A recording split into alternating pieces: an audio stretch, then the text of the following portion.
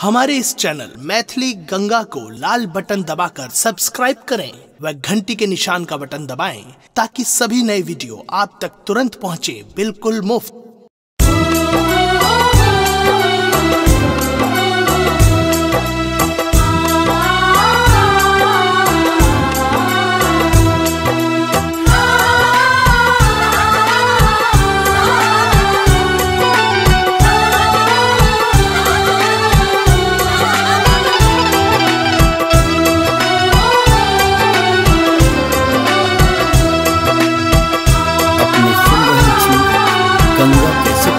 आजू धनवा कुटाऊ चारू बरवा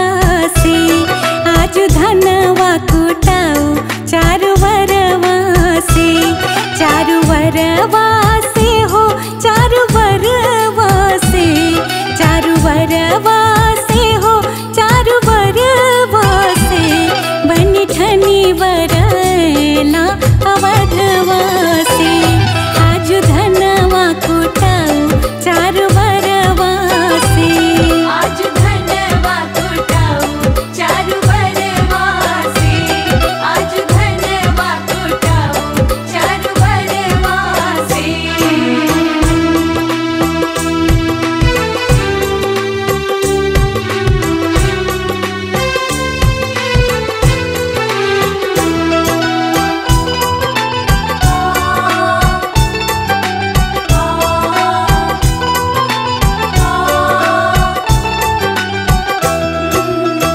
जे रघुकुल के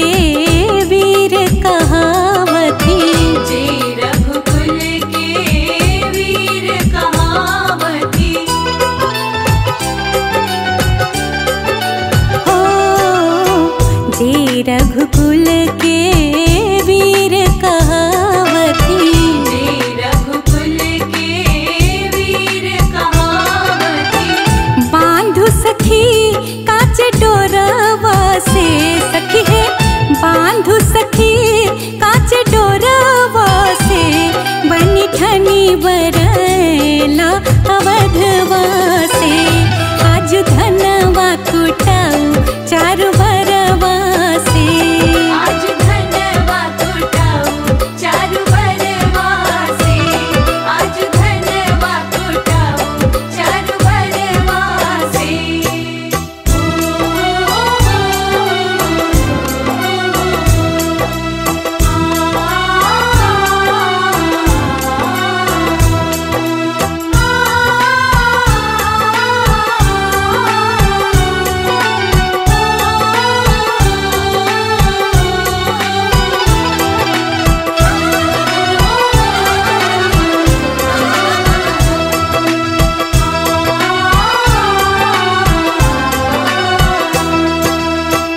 ई बहिया के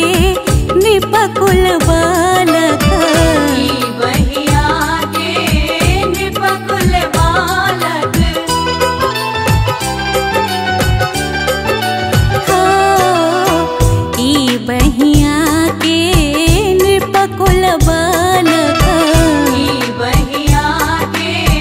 नृपकुल बालक, बूझबो खली मुसरवा से, सखी है बूझबो खली मुसरवा से, बनी ठनी बरला अवधवा से, आज धनवा कुटाऊ चारू बरवा से, आजू धनवा कुटाऊ चारू बरवा से, आजू धनवा कुटाऊ चारू बरवा से।